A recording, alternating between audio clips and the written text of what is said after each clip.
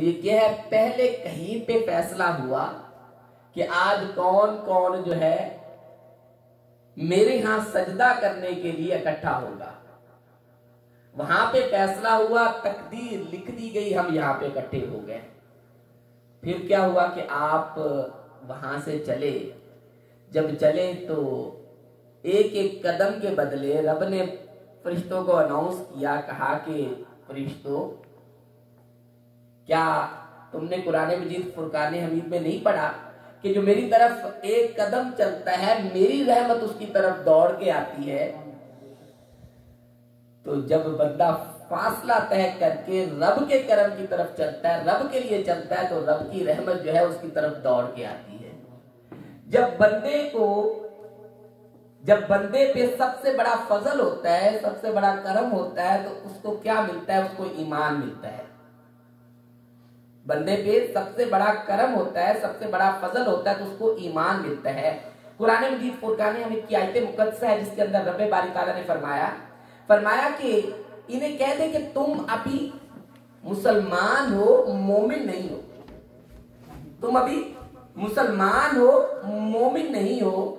इसका मतलब यह कि मुसलमान और मोमिन में फर्क होता है। मुसलमान और मोमिन में फर्क होता है। मुसलमान कौन होता है? जो सलामती में दाखिल हो जाए। मुसलमान कौन होता है? जो सलामती में दाखिल हो जाए। और मोमिन कौन होता है? मोमिन वो होता है जिसपे तीन खूबियां जो पाई जाए।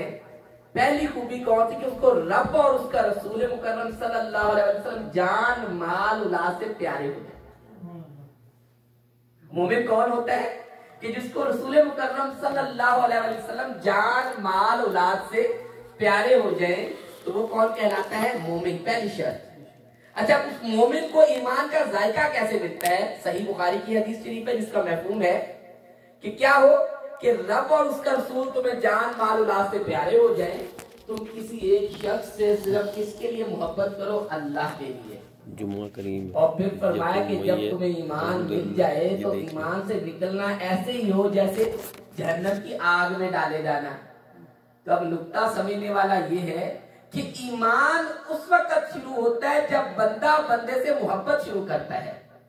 जब बंदे के हाथ किसी के लिए दुआ के लिए उठना शुरू हो जाते हैं तो उसको मोमिन कहते हैं। वाह सुभान अल्लाह। उसको जब बंदा इंसानियत के दायरे में दाखिल हो जाता है, जब बंदा इंसानों से प्यार करने लगता है, जब बंदे के सजदे जो तहज्जुद किया वो इंसानों के लिए आंसू बंदे के निकलना शुरू हो